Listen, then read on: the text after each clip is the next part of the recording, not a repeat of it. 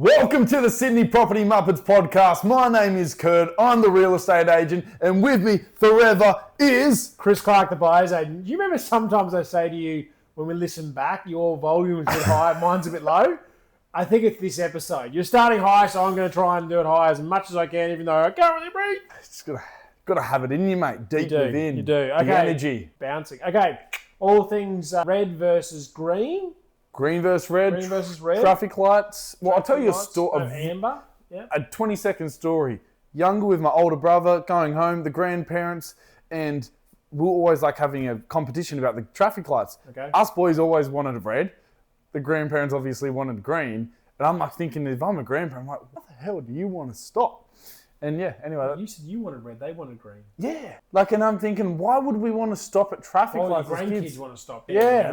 I'm just like, kids are stupid. Just the opposite. I'm like, what was I thinking?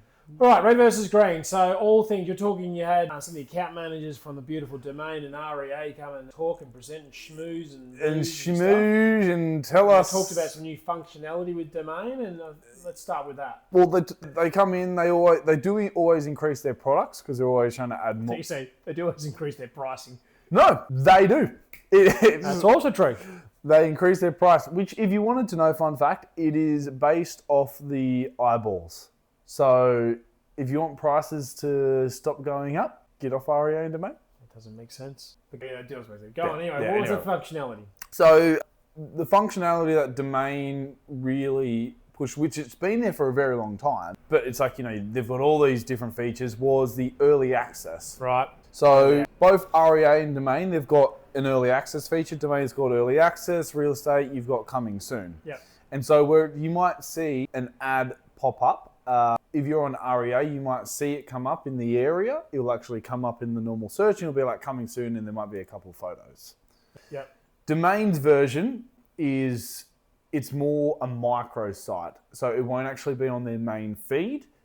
But if you've inquired on the property, it will send you a link on which part on that property? No. If you're looking for if you've been searching for 3 beds, 2 baths, 2 cars, and we do an early access 3 bed, 2 bath, 2 cars, it will actually send you like a link, a microsite, so it's not for everyone to see. It's just specifically targeted. Yeah, right. So they've both got their own unique features. Now, for sellers in the room, you might be like, well, what one do we choose? The thing with REA, which I disagree with, but if you use the coming soon, which goes onto their main feed, regardless of whether you sell it before it goes properly onto the market or not, same price. Same price you're paying for it. What? Domain, if you sell it in the early access stage, you launch it onto the book. Small fee or? No. How do you pay nothing for that? That doesn't make sense. So the reason why they don't pay, and it depends on which organisation you're with, is because my company, we're on the top subscription. Okay, so we pay. So we're on the top subscription on both. So we're already paying enough.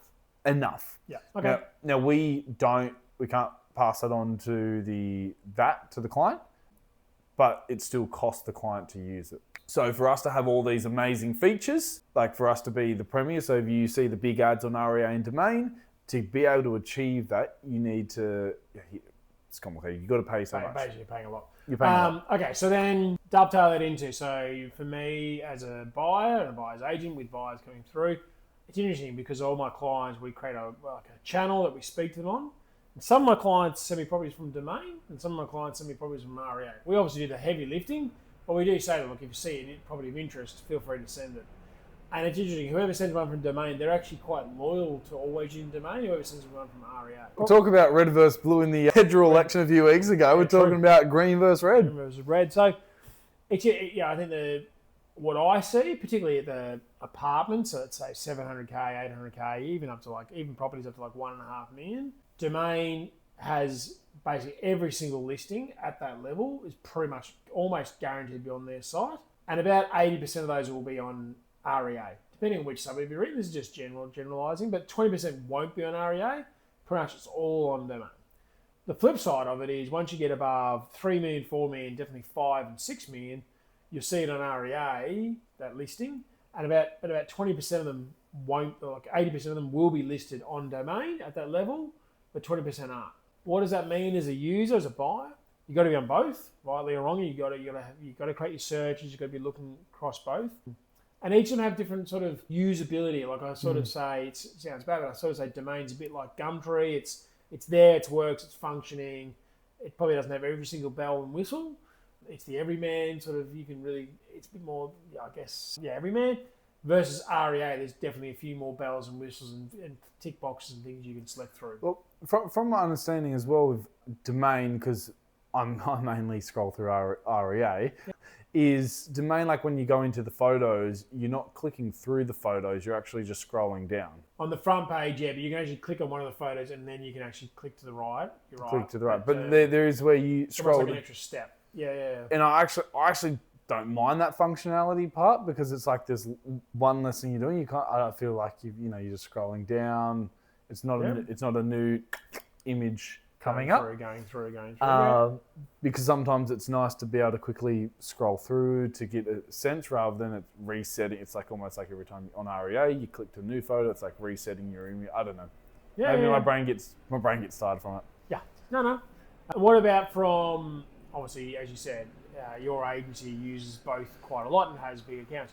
But in general, what's some of the costings, not maybe specific numbers, why do you think we see almost every single apartment on Domain and not every single apartment on REA? Well, the REA, they have price, REA has price brackets. They've sort of got price and zones, and Domain on the lower end have a much better entry point level. So they're low value for their homes, which I should know, but I think it's about $1 million. Okay. So their lowest price bracket is... That's in Sydney, of course. In Sydney, yep. God, when my mum was selling a home, I was expecting, okay, mum, the advertising's going to be massive, and then it was like, nothing. And I was like, what the... Because that was outside of Sydney. Outside Sydney, Central Coast. Whereas REA's low bracket is almost housing commission development kind of like low level 600, circa something like that. And it's just like, what house is at that level? However, on the other end of the spectrum, I don't think it so much has that impact, but Domain can be a lot more expensive on the higher end compared to REA. But I think people have this presumption of REA that are upper class from that. So purely as an example, currently in the process of setting up a unit that will be somewhere between 650, 700,000. Yep. Okay. For us to mention both will be to have them both about $6,000. Yeah, right. Okay. That's like one. If it sold for 600,000, that's like 1%. Is that right? 1% of the purchase price. Yeah, will be. Yeah. In just REA and Domain. Now there's actually $1,000 difference between the two prices. So one's costing 4, one's costing 2. Circa $1,000 difference. More like 1, 2.5, or just green being the better, the cheaper. Which for us, if we're trying to, at the end of the day, even though we want the exposure as much as we can, we're also trying to save the client money. And 2.5 and $3,500. That's a lot of money. Well, as you said, the percentage, right? So you said it's 6,000, about 1% of the sale price. If you get down 2.5, you're talking about 0.3% of the sale price. That's much more palatable, I think. Yeah, and that's why often I believe you'll see a lot more on Domain. And both our Domain and REA reps, so they each have their reps come to the office, they're always very lovely. But I'd say the people from Domain higher up are a lot better at listening to the agents and the needs, because at the end of the day, we're selling their product, we're pushing it to them. And Domain is probably the preference for us of just being able to get things done, ask for some things, ask for some favours sometimes, whereas REA is a bit more hard-headed. Yep, I understand. And if they have the bone to pick to me, come speak to me. True. Very good. Okay, now 3 quick points, I think, is on me, wasn't it? No, you said you had questions. Oh, that's right. 3 quick questions. Yes, indeed. I'm looking at a blank piece of paper at the moment. Yes, indeed. Okay. Start your career again in real estate. Day 1. What's one piece of advice you'd give yourself? Life balance. Life balance. Okay, nice. What's the best piece of advice you've got from anyone at work? Oh, pause. That is absolutely hilarious. So Chris and I, if you didn't know, it's nighttime outside. And we were like, do we order food? Do we not?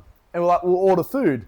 Now, where we order from, they don't use the Uber Eats app or something. I think you can, but you can't track it. And we're like, wouldn't it be funny if it came through? I was like, it'd be a good piece of entertainment.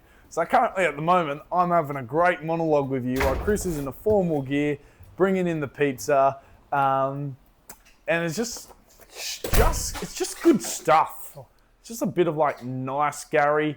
And if you don't know, you're like, Kurt, you're not in your usual formal stuff. And it's like, yeah, I wear a suit like 5 to 6 days of the pizza. 5 to 6 days. All right, come on. Okay, so what's the best piece of advice you got from work? Well, so we can dig into pizza? Day one, within an hour of meeting my boss. What was the best piece of advice? Don't lie and we'll be sweet. Don't lie and be sweet. Okay.